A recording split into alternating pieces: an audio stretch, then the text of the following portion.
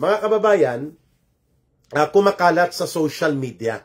Ito pong pagpapahayag, if indeed, ito po ay nanggaling kay Ombudsman Boying Rimulya na inaamin niya. Accordingly, batay sa mga social media post at sa mga social media cards, na siya ay nagkaroon o may pinagdadaanan na leukemia or isang uri ng sakit na kanser na ang tinatamaan po ay ang white blood cells ng ating katawan. Rowena Basio and Leah Bautista Rios and Charlita Baliling Lim and Emilio Carlet. Ang dami nyo na. Ang leukemia po is a deadly form of cancer.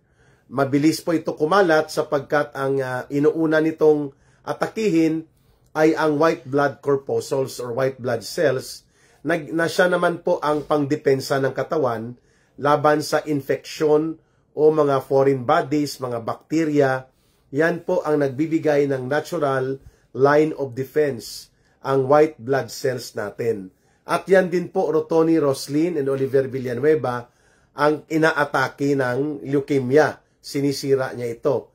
At kung totoo po ito, tayo po ay tao lamang para hindi tayo makakapagbigay ng pakikipagkaisa na sana po ay gumaling din si Boying Rimulya. Nobody would wish something that is very tragic para sa kanyang kapwa-tao. Lakay, Pasing, kinakarma na sila ka Eric. That can also be possible. Kasi what you sow, what you reap. Kung ikaw ay nagtatanim ng masamang pag-uugali, masamang intensyon, ang bumabalik sa iyo po ay kasamaan din. Bagamat ayaw nating ipanalangin na may mga masasamang mangyayari sa kanila, pero yan po ay tinatawag na universal justice o ang tinatawag nating karma. So, isa pa, nagkaroon pala si Boying Rimulya nang siya pa ang DOJ Secretary na alala ko, mga 2 buwan hindi siya nagpakita, no, or mahigit.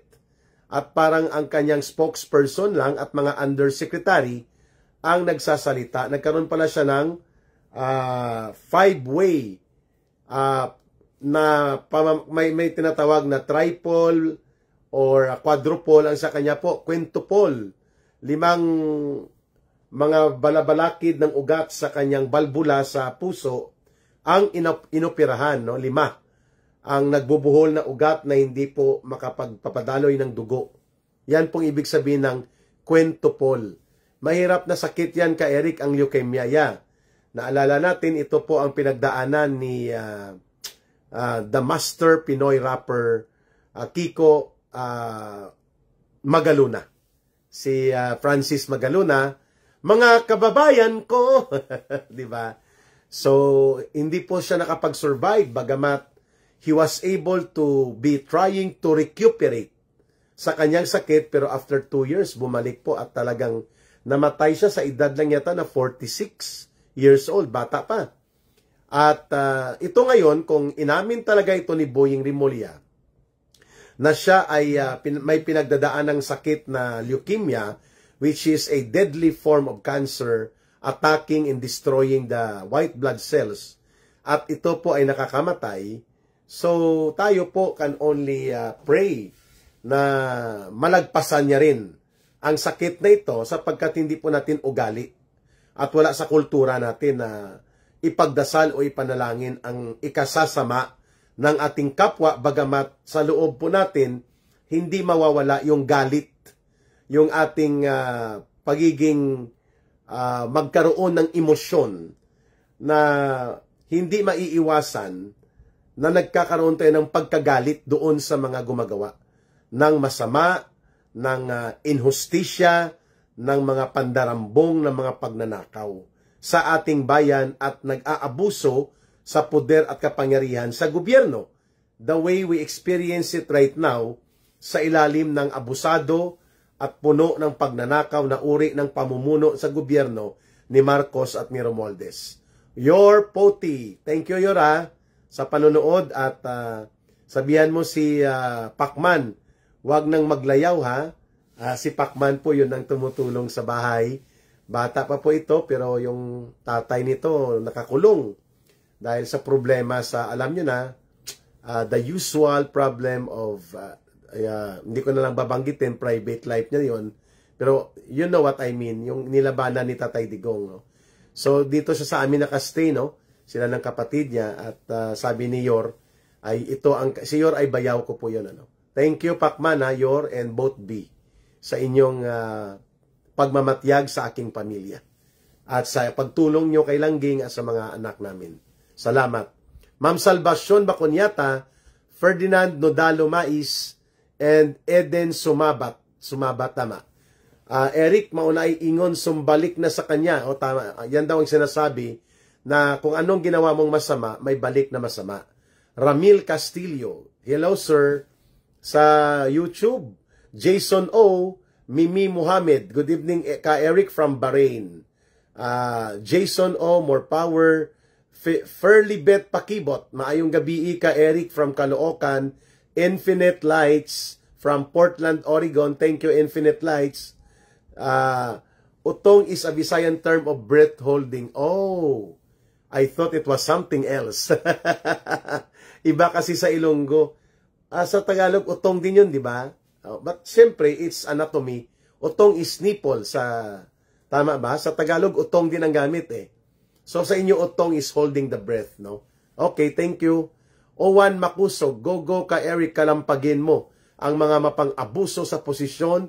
Olivia Cargullo Tiausas. Okay.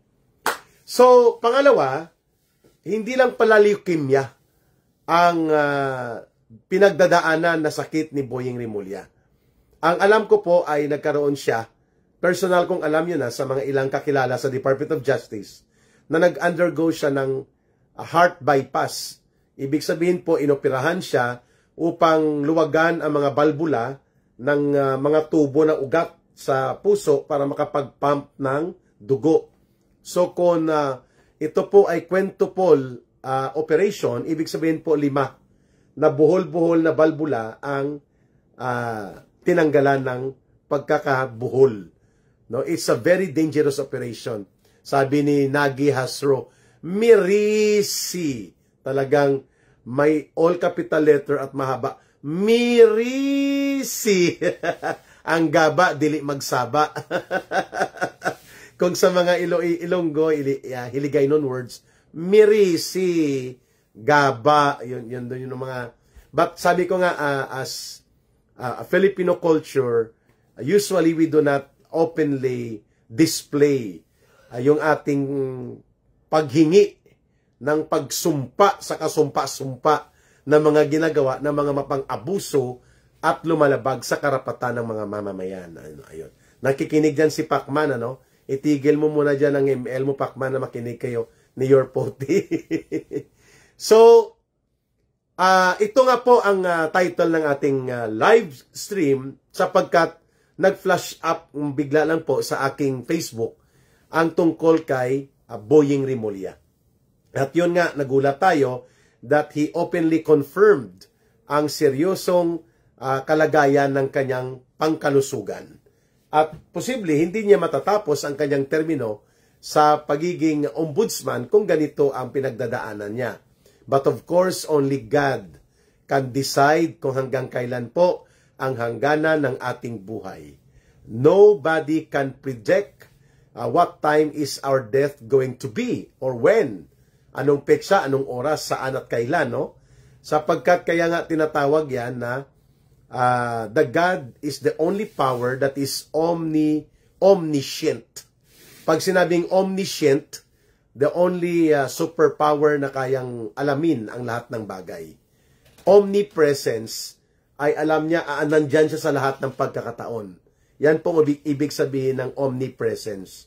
Omniscient, alam niya ang lahat ng nagaganap sa mundong ito. So alam ba ng Diyos na si Marcos at si Romualdez ang magkasabwat bilang totoong mastermind sa tinatawag na monumental restoration of plunder and corruption? Most likely, I would believe that. No, nga alam ng Panginoon. So kung alam niya, bakit hindi sila hinahatulan? Sapagkat may proseso po. While God is a God of justice, only God can tell when His justice will come upon. Hindi po natin maididikta yun sa Panginoon. No? Of course, doon sa mga may ibang pagtingin at paniniwala, para sa kanila, karma is universal justice. Dapat gumawa na si Boyeng ng matino bago pa siya kunin sa taas. Sabi ni Rowena Galan. Okay, thank you. Saldi Carnisi is watching. Olivia Cargulio Tiausas. Thank you sa mga opinion ninyo. Good evening ka Eric, sabi ni Leonard Oliveros. Anykind TV.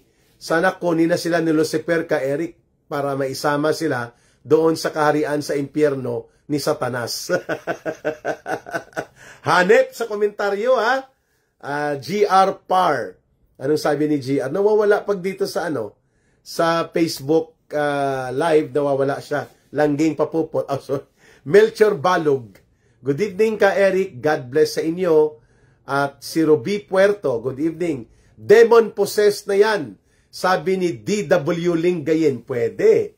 Sapagkat only a demon or an evil can have that kind of mindset na nalulubog na sa korupsyon ng buong bansa at gumagapang sa kahirapan ng mamamayan. Pobreng Uyamot nagpapakulay din. Thank you, Pobreng Uyamot PH, sa iyong pagsuporta. Malaking bagay po yan. Deeply appreciated ni Ka Eric po ang inyong pagpapakulay, sapagkat ito na rin po ang aking source of economic survival and source of support for my family, ang monetization ko sa YouTube. Thank you so much. Helen Nakwa, good evening Ka Eric. Thanks God we are still here. Yeah, I always thank God. Every morning, the fact na nagpa-function pa rin po ang heart at lungs natin at dumadaloy pang dugo sa katawan natin is always a miracle from God. Mantakin mo, pipikit ka ng mata, ilalagay mo ang iyong buhay sa Panginoon. Hindi mo alam kung bukas ay bibigyan ka pa niya ng pagkakataon na mabuhay. Kaya we always live to the fullest every day that we live, at dapat para sa kabutihan ng kapwa at ng lipunan, hindi lamang po ng pansariling kapakanan ang ating hinahanap din. If we want to find meaning in our lives. Imiterio Castillo, Marlene Pilar, o yung dami nyo nang nanonood malaki na to para sa akin. Emily G, magandang gabi. Daven Kataag, SA, Mark Tayag, di yan tatanggapin sa, si Pobreng Uyamot nagpakulay. Ayan. Demon Possessed, nabasa ko na. Masaya ako, nawawala. Wait basahin ko sa YouTube. Masaya ako na may sakit si Boyeng, sabi ni Marites Liaban, para wala na tayong justice sa lupang ito Ka Eric, kaya masaya ako. Good PM Ka Eric, I always nakaabang sa video analysis mo, kaso ang live lagi ako late. It's okay ma'am, importante po nandyan kayo.